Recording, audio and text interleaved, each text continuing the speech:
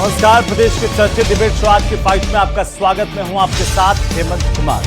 आज शिक्षा के सबसे महत्वपूर्ण विषय को लेकर हम बात करेंगे, क्योंकि शिक्षा मंत्री मदन दिलावर राज्य के शिक्षकों को लेकर दिए गए अपने बयान के चलते एक बार फिर से सुर्खियों में है, चर्चाओं में है। तो वहीं आज सरकारी स्कूल गर्मियों की छुट्टियों के बाद फिर से खुले हैं, लेकिन दो जगह पर हादसे हुए।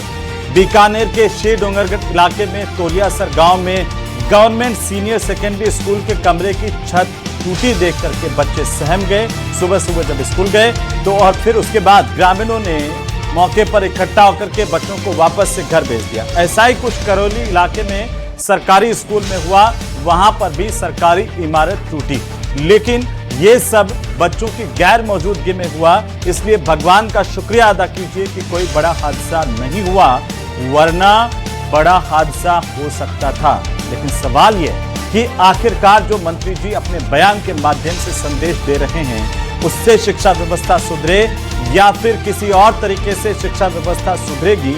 इसी सवाल पर हम बात करेंगे कि प्रदेश की शिक्षा व्यवस्था में आखिर हालात सुधरेंगे कैसे। पहले रिपोर्ट।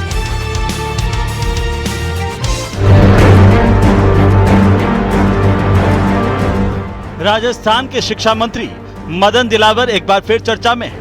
दिलावर ने सरकारी स्कूलों में अपने बच्चों को नहीं पढ़ाने पर टीचर्स को आड़े हाथों लिया है। शिक्षा मंत्री ने ऐसे शिक्षकों को निकम्मा कहा जो अपने बच्चों को सरकारी स्कूल में नहीं पढ़ाते हैं। टोंक में शिक्षा मंत्री मदन दिलावर ने सरकारी शिक्षकों को सीधे शब्दों में दो टूक चेतावनी देते हुए कहा कि अब सिफारिशी जुगाड़ से तबादला चाहने वाले शिक्षकों को बड़ा झटका लगने वाला है। मंत्री ने कहा कि अब ट्रांसफर की सिफारिशों पर भी अधिकारियों की पैनी नजर रहेगी। अगर किसी शिक्षक का रिजल्ट खराब रहा तो अधिकारी खुद नोट लिखेंगे कि इनका ट्रांसफर ना किया जाए, बल्कि इन्हें किसी दूर दराज के इलाके में भेज दिया जाए।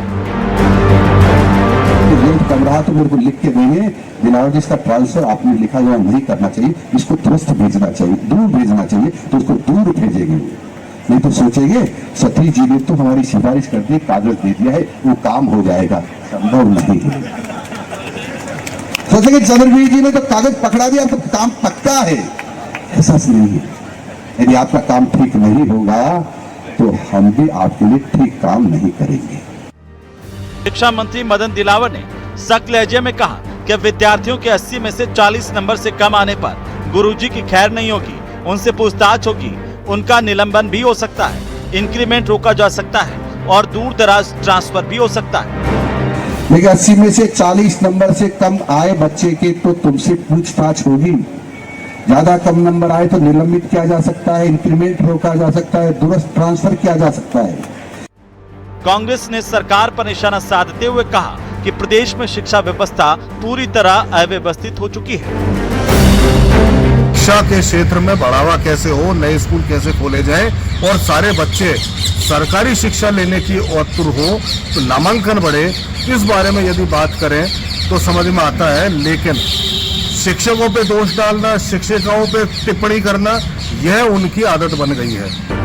शिक्षा मंत्री ने कई नवाचार और बदलाव किए हैं। इन नवाचारों और बदलावों के कारण वे खासा चर्चा में रहे। दिलावर के बदलावों और नवाचारों पर कांग्रेस उनको घेरती रही। आज 8 की फाइट में इसी मुद्दे पर करेंगे प्रदेश की सबसे बड़ी चर्चा।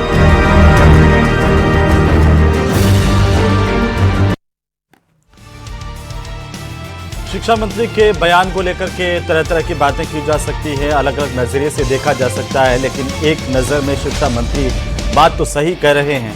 तो क्या शिक्षा मंत्री की बात मान करके हम सबको भी यही सोच लेना चाहिए कि सारी की सारी गलती शिक्षकों की है? फिर अगर ऊपर से प्रशासनिक तौर पर या मंत्री स्तर पर कोई चूक होती है, उसकी गलती किसकी है, इसे लेकर के भी सवाल है। ये तमाम सवाल जिनको लेकर क्या चर्चा करें, उससे पहले आप लोगों के जो सबसे महत्वपूर्ण सवाल हैं उन पर एक नजर डालते हैं। पहला सवाल इसी बात को लेकर के कि शिक्षा मंत्री की दो टूक बर्दाश्त नहीं चूक, इसमें शिक्षा मंत्री के बयान को किस नजर से देखा जाए, इसे लेकर के चर्चाएं हैं, इस पर सवाल भी करेंगे। सवाल नंबर 2 कि कम नंबरों पर नप सकते हैं गुरुजी, ये कैसी स्ट्रेटेजी या कैसे तैयार होगा, कैसे पता चलेगा, किस तरह की स्ट्रेटेजी होगी, इसे लेकर के बहुत सारे सवाल हैं। शिक्षकों के भी सवाल हैं, तो साथ ही साथ जो छात्र छात्राएं उनके परिजनों के भी सवाल हैं। लेकिन तीसरा और सबसे महत्वपूर्ण सवाल जो आप आम जनता से जुड़ा हुआ है, जिनके बच्चे सरकारी स्कूलों में जाते हैं, कि आखिर गुणवत्तापूर्ण शिक्षा देना जरूरी तो नहीं चलेगी मजबूरी, लेकिन क्या मजबूरी पूरे शिक्षक समाज की है या फिर इस सिस्टम की, जिसकी वजह से कहीं खामियां नजर आती है, कहीं बच्चे जो है अब वो पढ़ना चाहते हैं लेकिन टीचर्स नहीं है, कहीं इस तरह के भवन नहीं है। और आज जब पहले दिन स्कूल खुले तो इस बात पर चर्चा होना बहुत जरूरी है कि शिक्षा मंत्री जी ने कहा था कि तमाम जो स्कूल्स हैं उनको चेक करने के बाद खोला जाएगा।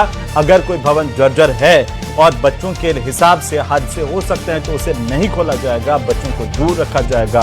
फिर बीकानेर के तोलियासर गांव में हुआ हादसा और करौली का इलाके का हादसा क्या कहता है, इस पर भी बात होनी जरूरी है। हमारे साथ खास मेहमान जुड़ चुके हैं, बिना देर गंवाए मैं आप सभी से परिचय करवाता हूं। हमारे साथ आज डॉक्टर निमिषा गौड़ हैं, भारतीय जनता पार्टी के प्रदेश के प्रवक्ता। प्रतीक सिंह हमारे साथ हैं, कांग्रेस पार्टी के प्रदेश के प्रवक्ता। बीएल मिश्रा हमारे साथ हैं, प्रदेशाध्यक्ष शिक्षक संघ के। और साथ ही कृष्ण बारूपाल हमारे साथ हैं, प्रदेशाध्यक्ष हैं शिक्षक संघ अंबेडकर के। आप सबका स्वागत है, सबका अभिनंदन है। सबसे पहले आज शुरुआत जो करेंगे वो कृष्ण बारूपाल जी, मैं आपसे करना चाहता हूं कि शिक्षा मंत्री का ये बयान और इसको शिक्षक कैसे देख रहे हैं।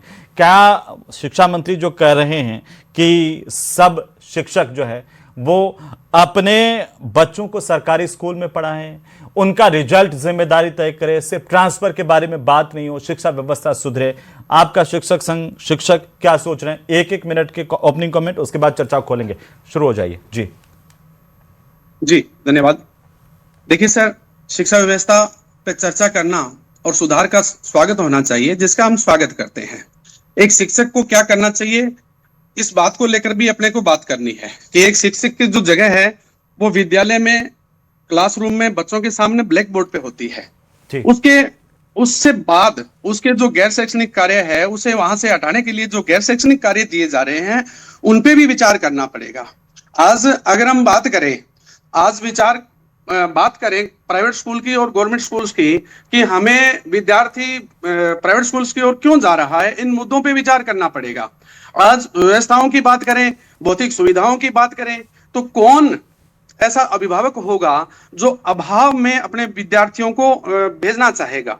फिर हम अगर बात करें कि भाई संविधान सम्मत बात अगर हम करें तो आर्टिकल 21 भी तो यही कहता है, स्वतंत्रता देता है हर नागरिक को, शिक्षक को ही नहीं, हर नागरिक को एक स्वतंत्रता देता है कि वो अपने बेटे और बेटियों को कौन से कहां पढ़ाएगा। ऐसी स्थिति में अगर शिक्षक भी अन्य स्कूलों में अगर पढ़ाता है तो इसमें कोई बुराई नहीं है। और इस संबंध में दिया गया माननीय मंत्री जी का दिया गया बयान दुर्भाग्यपूर्ण है। ठीक है, मैं वापस आऊंगा। 1 मिनट हो गया, सब एक मिनट पहले बोले। मिश्रा जी आप बताइए, जो शिक्षा मंत्री क्या गलत कह रहे हैं इसमें?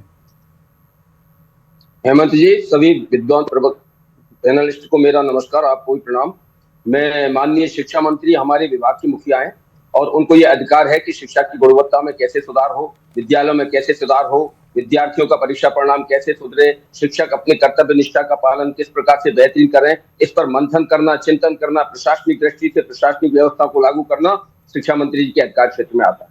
लेकिन विषय यह उठता है कि शिक्षा मंत्री के अधिकार क्षेत्र में तो जो कुछ आता है वो तो ठीक है, लेकिन शिक्षा मंत्री जी का कर्तव्य शिक्षकों के प्रति क्या है, विद्यालयों के प्रति क्या है, व्यवस्थाओं के प्रति क्या है, और जो विद्यालय में जो खामियां हैं उनके अंदर जो विलंब हो रहा है उनके प्रति शिक्षा मंत्री जी का कर्तव्य क्या है, प्रशासन उसमें कितना शिथिल है, इसके विषय में अगर शिक्षा मंत्री जी मंथन नहीं करते और एक पक्षीय दृष्टिकोण से अगर अपने विचारों को व्यक्त करते हैं तो शिक्षकों पर इस तरह से प्रहार करना उचित नहीं है। मैं कहता हूं कि 50%, आप 40% ही क्यों कहते हो, आप 50% रखिए। शिक्षा में गुणवत्ता का सुधार का विरोध कोई भी शिक्षक नहीं कर सकता, कोई समाज का कोई वर्ग नहीं कर सकता, विद्यार्थी नहीं कर सकता, शिक्षक समाज किसी प्रकार से नहीं कर सकता, कोई शिक्षक संगठन नहीं कर सकता। लेकिन शिक्षा के लिए जो गुणवत्ता सुधार के लिए जो महत्वपूर्ण व्यवस्था है उनके विषय में कौन मंथन करेगा, कौन चिंतन करेगा, कौन खामियों को गिनाएगा।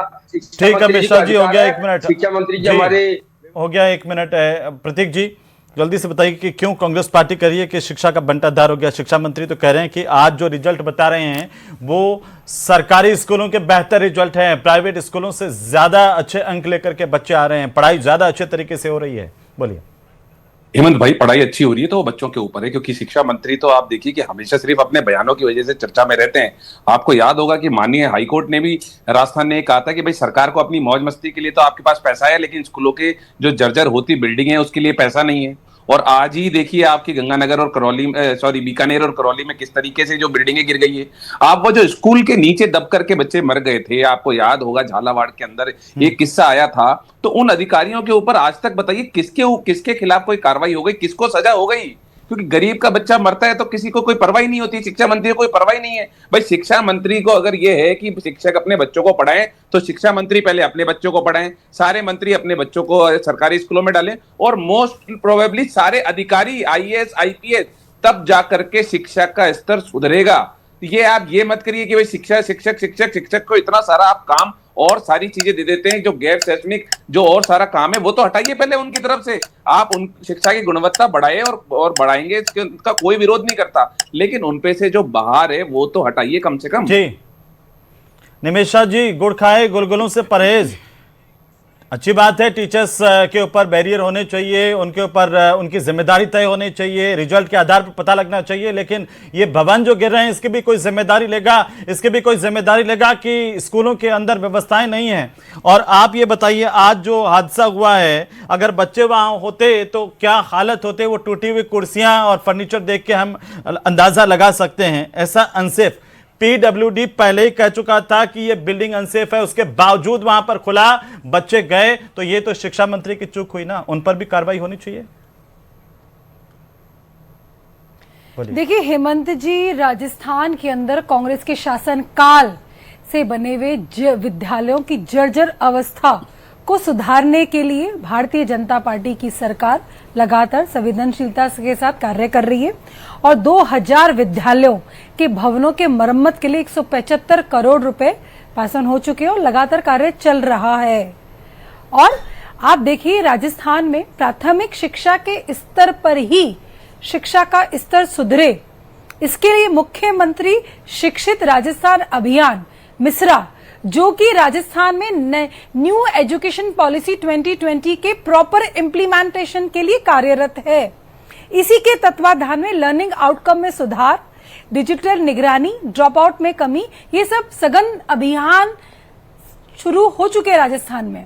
और राजस्थान के सभी विद्यालयों और विद्यालयों में पढ़ाने वाले शिक्षक और विद्यार्थी, इनका गुणवत्ता स्तर सुधरे, जिसकी पहल आज तक राजस्थान में नहीं की गई थी। तो प्राथमिक शिक्षा स्तर से सुधार हो, और हमारे शिक्षा मंत्री जी ने यही अनुरोध किया है कि शिक्षक अपनी जिम्मेदारी लें और रिजल्ट एनालिसिस इंप्रूव हो। 40% से शुरुआत की, आगे भी जाएगा तो हमारा बढ़ेगा शिक्षा, राजस्थान पढ़ेगा तो आगे बढ़ेगा। ठीक है, राजस्थान पढ़ेगा तो आगे बढ़ेगा, लेकिन जर्जर भवनों से कैसे आगे बढ़ेगा, कैसे पढ़ेगा, ये सवाल लेके प्रतीक जी वो कह रहे हैं कि आपके समय से ये भवन जर्जर, ये शिक्षा व्यवस्था धाराशाही और उसको सुधारने में वक्त लग रहा है। बोलिए हेमंत भाई, इनके लिए 2 लाइनों से शुरुआत करता है कि झूठों ने झूठों से कहा सच बोलो, सरकारी ऐलान हुआ है सच बोलो, और घर के अंदर झूठों की मंडी है और बाहर लिखा है सच बोलो। अरे अच्छा हुआ निमिषा जी ने ये बोला कि कांग्रेस कार्यकाल से, मुझे तो लग रहा था बोलेंगे कि नेहरू जी के कार्यकाल से, नेहरू जी ने अगर ये ऐसे स्कूल बनाए इस वजह से ये दिक्कत हो रही। तो मुझे लगता है कि 30 महीने 31 महीने की सरकार बीतने के बाद भी अगर आप पूर्ववर्ती सरकार के ऊपर अगर इन सब चीजों को का भांडा फोड़ना चाहते हैं तो इसका मतलब आपकी नाकामी है। और ये मैंने नहीं, या कांग्रेस पार्टी ने नहीं कहा, ये हाईकोर्ट ने कहा है कि सरकार के पास में अपने बाकी सारे काम के लिए तो पैसा है, लेकिन स्कूलों के लिए पैसा नहीं है। स्कूलों के पीछे बोलने लगे ना आप, और राजस्थान की आदत है पूर्ववर्ती राजस्थान को बदतर हालत करने के लिए कांग्रेस जिम्मेदार है, मान लीजिए। ठीक है, आ रहा हूं। प्रतीक पूरा जल्दी से पूरा कीजिए, फिर जवाब दें। देखिए हेमंत भाई, क्या अभी निमिषा जी बता रहा हूं, निमिषा जी ने बोला 175 करोड़ रुपए 2000 स्कूलों के लिए दिए, जो लगभग 6-7 लाख रुपए प्रति स्कूल होता है, लेकिन अपने नाच गाने के लिए 100 करोड़ रुपए आईफा में खर्च कर दिए। उससे कौन से स्कूल अच्छे हो रहे थे, कौन सी शिक्षा व्यवस्था अच्छी हो रही थी? वो 100 करोड़ रुपए भी अगर स्कूलों की अगर अच्छे करने के लिए अगर लगाए जाते तो कितना अच्छा होता। कहा कि स्कूलों के लिए कोई बजट में कमी आ रही है, लेकिन निमिषा जी आप आज प्रदेश को बता ही दीजिए कि आखिरकार ये कितने जर्जर भवन हैं, और एक जब हादसा हुआ झालावाड़ में उसके बाद कितने स्कूल ठीक हो गए? और किसको सजा मिली? आज लगभग 7-8 महीने हो गए, किसको ठीक है, सजा मिली वो भी। आपको ही समझना होगा हेमंत जी, जी राजस्थान के अंदर कोई डेटा कहीं है? पर भी विद्यालयों में या किसी भी जर्जर भवन बिल्कुल है, 1753 कार्यों के टेंडर भी पास ऑन हो चुके हैं। 2000 स्कूल मैंने आपको बताया हाँ। कि जर्जर है, ऐसा चिन्हित किया गया। नहीं, अभी वहाँ के कितने स्थानीय स्कूल नए अधिकारियों बना के दिए, माध्यम से, कितने और स्कूलों उन की पर मरम्मत होकर के 175 नए हो गए भवन। और देखिए टेंडर तो होते लगातार रहेंगे। देखिए 2000 हमने नहीं है, 134 10,000 स्वामी बोला है विवेकानंद स्पोर्ट में, राजकीय स्पोर्ट मॉडल सरकार में। विद्यालय बनाए हैं, 402 बालिका राजकीय विद्यालय बाल वाटिकाएं शुरू किए, और इसके साथ में बाल देखिए वाटिका नहीं, लगातार स्कूल गिर रहे हैं वो नवाचारों के जर्जर साथ में भवनों पे आप फिर राजस्थान के अंदर निमिषा जी अलग देखिए मोड पे 2000 चली जाती चिन्हित किए हैं। ठीक हमने। है, चलिए ठीक है, मैं देखिए, आता हूँ। टेंडर तो इनके टाइम में हुए मिश्रा थे, जी, और मिश्रा जी सब कुछ ठीक चल रहा है जो शिक्षा स्कूल के व्यवस्था में। भवनों के निर्माण में जो लगाया गया था, ठीक वो है, निर्माण में ठीक जो है मिश्रा घटिया जी, माल सब इन्होंने कुछ शिक्षा कांग्रेस व्यवस्था में सरकार ठीक है, तो भाई फिर जिम्मेदारी भी लेने से शिक्षक फिर क्यों भी बच उसको रहा रिपेयर कर रहे है? हैं। अगर शिक्षा मंत्री जी कह रहे हैं कि किसी बच्चे के 80 नंबर से 40 नंबर से कम आए तो गुरुजी की खैर नहीं, तो इसमें गड़बड़ क्या है? अगर वे कह रहे हैं कि आप लोग अपने बच्चों को सरकारी स्कूल में डालिए तो इसमें अच्छी बात है ना, आपको तो एक्सेप्ट करना चाहिए। अब अलग बात है कि आप अपने बच्चों को प्राइवेट स्कूल में पढ़ा रहे हैं। मिश्रा जी क्यों तकलीफ है? हेमंत जी, मैं इस विषय पे पहले भी डिबेट हुआ और मैं आपको आपने निमिषा जी से प्रश्न पूछा था, उसका मैं बता देता हूं कि राज्य के अंदर 42,136 स्कूलों में पीने का पानी नहीं है। आज की तारीख में मैं रिकॉर्ड बता रहा हूं, आप गूगल पर सर्च कर लीजिए, 42,136 स्कूलों में पीने योग्य पानी की व्यवस्था नहीं है। 42,136 स्कूलों में पीने का पानी नहीं है, आप कह रहे हैं? पीने योग्य पानी नहीं है। दूसरा 3,767 जर्जर भवन है जिनमें एक साल के अंदर एक ईंट नहीं लगी है। 84,000 ऐसे कमरे हैं विद्यार्थियों को बैठने के, जो विद्यार्थियों के लिए बैठने के लिए जोखिमपूर्ण व्यवस्थाओं के अंतर्गत चल रहे हैं, उनमें आज दिन तक मरम्मत नहीं हुई है। और लगभग 7.8% विद्यालय ऐसे हैं जहां आजादी के आज दिन तक भी बिजली की व्यवस्था नहीं है, वहां बिजली की आपूर्ति नहीं है। और राजस्थान में लगभग 36,000 शिक्षक, तृतीय श्रेणी के शिक्षकों के पद खाली हैं। ठीक है, निमिषा जी जवाब दीजिए, निमिषा जी जवाब दीजिए जल्दी से। वो कह रहे हैं कि ये स्थिति है। देखिए मैंने आपको आंकड़े बताए और लगातार चिन्हित होने के बाद अब मैं वो पता जोड़ लगता दूंगा है कि बच्चों तो के लिए उन पर भी टॉयलेट कार्य नहीं किया है जाएगा। स्कूलों के अंदर, अब तो देखिए, कई जगह 2 बच्चियां वर्ष में पानी तक नहीं पहली पी बार पाती हैं। ऐसा नहीं है। हेमंत जी हमें जानना हाँ हाँ होगा कि बताइए, 2 एक बार वर्षों मिश्रा जी को में पहली सुनिए, पूरा बार महत्वपूर्ण विषय रख दिया। मिश्रा जी बोलिए बोलिए बोलिए। ट्रांसपेरेंसी एक मिनट निमिषा जी, एक मिनट रुक चाहिए जाइए। मिश्रा जी बोलिए। एजुकेशन डिपार्टमेंट, ठीक है जी हाँ, निमिषा जी मेरी बात पूरी हो जाए प्लीज, फिर हाँ, आप बोलिए। स्वतंत्र है बोलने के लिए। मैं आपके माध्यम से माननीय शिक्षा मंत्री जी को, माननीय मुख्यमंत्री जी को ये कहना चाहता हूं कि सिर्फ समाचारों में और मीडिया में चर्चाएं बने रहने के लिए किसी प्रकार का स्टेटमेंट देना काबिलियत नहीं है। शिक्षकों के बच्चे अगर विद्यालय में नहीं पढ़ते, ऐसे शिक्षकों आपके तो नहीं पढ़ते ना मिश्रा जी, आप टीवी पे बैठ करके क्यों कह रहे हैं? आपके तो नहीं पढ़ते ना, हमें पता है आपके तो नहीं पढ़ते ना। पहले अपने से शुरुआत कीजिए, घर से। हम तो चाहते हैं कि हर शिक्षक के बच्चे पढ़ें। सर जो विधायक और जो सांसद जो सत्ता छोड़िए ना विधायकों सांसदों की, उनकी बारी बाद में, उनसे बाद में सवाल करेंगे। सबसे पहली प्राथमिकता आप लोगों की है। आप अपने बच्चों का अगर सरकारी स्कूल में नहीं पढ़ाते मिश्रा जी, तब आपको इंग्लिश मीडियम, अंग्रेजी माध्यम वाले प्राइवेट स्कूल अच्छे लगते हैं, फिर आप शिक्षा मंत्री पे सवाल उठाते हैं। रुक जाइए एक बार मिश्रा जी, एक बार रुक जाइए, बाकी लोग भी तो है ना। कृष्ण बारूपाल जी, ठीक है, दोनों का ले लेंगे निमिषा जी से। ठीक है, निमिषा जी से दोनों का जवाब। कृष्ण बारूपाल जी, सब ठीक है शिक्षा व्यवस्था में? देखिए हेमंत जी, अगर हम चाहते हैं कि विद्यार्थी, शिक्षक का ही नहीं, सारे के सारे विद्यार्थी राजकीय,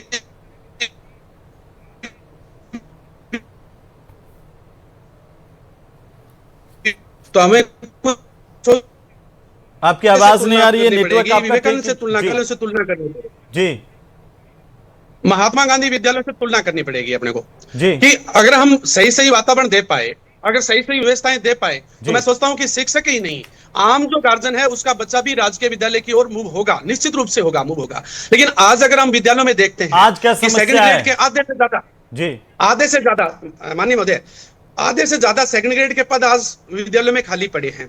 पिछले साल की बात करें तो सेशन छोटा कर दिया गया था, लेकिन सिलेबस बच्चों के लिए उतना ही था, डेज कम कर दिए गए, सिलेबस उतना ही था। उस सिलेबस को पूरा करने के लिए कम दिनों में शिक्षक को पूरा करना पड़ा। ऊपर से SIR आ गया, SIR में 1.25 महीने तक एक सब्जेक्ट टीचर को आपने SIR में लगाया और विद्यालय से दूर किया। ऐसी परिस्थितियों में शिक्षक अपना जो काम है वो कर रहा है, बड़ी तन्मयता के साथ कर रहा है, रिजल्ट देने का प्रयास कर रहा है। रही बात 13 नंबर की, तो 13 नंबर का आप आंकड़ा रखते ही क्यों हो? आप 40 नंबर उधर से आते हैं और 40 से कम अगर आते हैं तो पास ही नहीं किया जाए। इस तरह का सेवा नियमों में संशोधन कर दिया जाए ताकि उताची भी किए। नहीं, आज शिक्षा व्यवस्था की क्या खामी है सबसे बड़ी, और उस पर आप क्या सुझाव देना चाहते हैं प्रदेश के शिक्षा मंत्री को, क्योंकि आपका बड़ा संगठन है शिक्षा को लेकर के, आप दोनों ही बड़े संगठनों से आते हैं। जी आता हूं मिश्रा जी, रुक जाइए। सर, मेरा सुझाव यही रहेगा संगठन की ओर से कि शिक्षा में नवाचार होने चाहिए, विद्यालयों की दशा सुधरनी चाहिए। एक विद्यार्थी एक कक्ष ऐसा होना चाहिए जिसमें विद्यार्थी घुसते ही पॉजिटिविटी का संचार हो। आज विद्यालयों में 50-50 विद्यार्थी एक क्लास में बैठे हैं और उस लाइट के भरोसे बैठे हैं। बहुत से स्कूलों में तो लाइट है ही नहीं, और अगर लाइट की व्यवस्था है तो लाइट रहती नहीं है। तो ऐसे में उन 50 बच्चों को लेकर के शिक्षक उस उमस के भरे वातावरण में काम कर रहा है। और दूसरी बात, वही शिक्षक जो है वो ग्रेड 4 से लेकर के प्रिंसिपल तक के कार्य कर रहा है। आप ग्रेड 4th ग्रेड के बारूपाल साहब, आपको पता है सरकार शिक्षा व्यवस्था को लेकर के एक पूरा सारे टीचर्स का वेतन, कितना वेतन देती है, इतने सारे टीचर्स का, बच्चों को छात्रवृत्ति देती है, उसके बावजूद अगर शिक्षा व्यवस्था नहीं सुधरे, नंबर कम आएंगे तो जिम्मेदार तो आप ही होंगे ना सर। छात्रवृत्ति बच्चों को देती है कि बेहतर संचालन हो सके, टीचर्स को वेतनमान देती है बड़ा। बिल्कुल जिम्मेदार शिक्षक है, लेकिन शिक्षक को शिक्षण कार्य के लिए समय तो दो। टाइम तो देखो देना पड़ेगा ना। टाइम देना तो सरकार का काम है। शिक्षक कहीं BLO में काम कर रहा है, शिक्षक कहीं जनगणना में काम कर रहा है, शिक्षक कहीं अदर काम कर रहा है। उसे शिक्षण के लिए कक्ष में रुकने तो देखिए हेमंत जी, मेरा निवेदन ये है कि शिक्षा जो है, अभी जो आंकड़े चौंकाने वाले मिश्रा साहब ने पेश किए ना, वो बड़े चौंकाते हैं मैडम। और आप ये नहीं बता पाएंगे कि पिछले 1 साल में कितने भवन बनकर के आपने तैयार किए, कितने जर्जर जो स्कूल हैं वो ठीक हुए। राजकीय विद्यालयों में तो मैंने आपको आंकड़ा दे चुकी हूँ, 2000 रिपेयरेबल मोड पर है। और देखिए 4000 मोड नहीं, कितने रिपेयर हो गए, ये तो रिपेयरेबल मोड पे तो पिछले 7 महीने से यही बता रहे हैं, जहां यही बता रहे हैं। आप ये बताइए ना, इसकी जिम्मेदारी कौन लेगा? बीकानेर के अंदर ये हादसा हुआ, इसकी जिम्मेदारी कौन लेगा? वहां पर बच्चे होते गरीब के, तो बताइए। शिक्षा देना ही शिक्षक का सबसे परम कर्तव्य है, और आप नहीं बोलेंगे उस पर? वो इसमें कहीं भी किसी भी तरह की कोताही बढ़ती जाएगी। देखिए मैंने सुना आपका प्रश्न, मैं कह रहा हूं अगर तौलिया सर के सरकारी स्कूल के भवन को PWD ने घोषित कर दिया था कि ये खराब है, गिर सकता है, तो कैसे स्कूल खुला? कि इस तरह के इसका जवाब कौन देगा मैडम? इस तरह के राजकीय विद्यालयों का निर्माण हो रहा है और लगातार रिपेयर हो रहा है, टेंडर भी जारी नहीं, छोड़ दीजिए टेंडर को। आप मुझे बताइए कि शिक्षा मंत्री जी ने कहा था ऐसा कोई भवन नहीं खुलेगा। मैं फिर कह रहा हूं और फिर निवेदन कर रहा हूं, शिक्षा मंत्री जी ने कहा था जो भवन जर्जर है, गिर सकता है, हादसा हो सकता है, वो नहीं खुलेगा। PWD ने बाकायदा कहा कि ये भवन जर्जर है, खराब है, फिर क्यों खुली स्कूल? वहां पर क्यों चल रही है? गरीब के बच्चे मर जाएं तो? देखिए आप इस घटना का संज्ञान ले लिया गया है, और जो भी जिम्मेदार होंगे इस तरह की चेतावनी देने के बावजूद भी, जो भी जिम्मेदार हैं स्थानीय स्तर पर यदि स्कूल खोलते हैं, किसी भी तरह का प्रयास करते हैं, और चिन्हित तौर पे निश्चित तौर पे कार्रवाई होगी। हमारे पिछले वाले झालावाड़ वालों पर क्या कार्रवाई हुई, किसमें हुई वो बताएं जरा। विधायक स्तर पर केस दर्ज होकर के अरेस्ट हुए, दिया गया है, बच्चे तो मर गए ना मैडम, टेंडर दिया गया है और पैसा दिया गया है, बच्चे तो मर गए ना, उनको अनुमोदन करने की अनुमति दी गई है कि स्कूल के स्तर पर हमारे विद्यार्थी समय नहीं शिक्षा ग्रहण करें। हेमंत भाई मैं कह रहा हूँ कि भाई अभी निशा जी बोल रही की कार्रवाई होगी, आप बताइए झालावाड़ में बच्चे मर जाते हैं, कोई कार्रवाई नहीं, किसी को सजा नहीं हुई। कॉफ सिर्फ पीकर के बच्चे, गरीब का बच्चा मर जाता है, आप बताइए किसको सजा हुई? उसके बाद में स्कूलों के अंदर तो लाइट मर जाते हैं, उसमें बताइए किसको सजा हुई? अरे सजा का प्रावधान ही नहीं है सरकार में, और सजा का प्रावधान नहीं होगा ना सरकार के अंदर। ऐसा नहीं है कि 2.5 साल के अंदर सारे के सारे भवन जर्जर हो गए। कह रहे थे कि कई भवन ऐसे आजादी के बाद में एक ईंट नहीं लगाई आपने वहां पर। हेमंत भाई मैं ये पूछ रहा हूँ, आप भी सरकारों में रहे हो बराबर के। 30 महीने से सरकारें नहीं की, आप कब तक पीछे वाली सरकार को? पीछे वाली सरकारों पूछना पड़ेगा नहीं, जर्जर भवन ये भी वैसा ही है जैसे आप है। अरे हमारे सपन पाठ मैं तो चाटू तुमन चाट बस वही, और राजस्थान में चाल तो रही इलेक्ट्रिसिटी नहीं होगी तो कहाँ लगेगी? हेमंत भाई आप मेरी बात मत मानिए, आप तो माननीय सुप्रीम कोर्ट की, माननीय हाई कोर्ट की बात बात मानिए, हाई जी, कोर्ट क्या कहते हैं? मैं तो जनता की हाई कोर्ट बात ये मान रहा कहता हूँ है और कि सुप्रीम सरकार- कोर्ट की तो मान ही रहा हूँ। जिस नहीं कांग्रेस माननीय ने- हाई कोर्ट ये कह रहा है कि चलिए, सरकार बहुत का शुक्रिया, मतलब समय नहीं माफी चाहूंगा। बहुत शुक्रिया आप सभी का चर्चा में शामिल होने के लिए। सबको मिल करके ये जरूर करना चाहिए कि आखिर शिक्षा व्यवस्था के हालात कैसे सुधरें। अगर सब मिल करके इस पर मंथन करेंगे, सत्ता पक्ष भी विपक्ष को भी साथ लेकर के, तो जरूर शिक्षा व्यवस्था सुधरे, जिसका लाभ बच्चों को, किसानों को, गरीबों को मिल पाएगा। उम्मीद है कि सरकार इसे लेकर गंभीरता से प्रयास भी करेगी।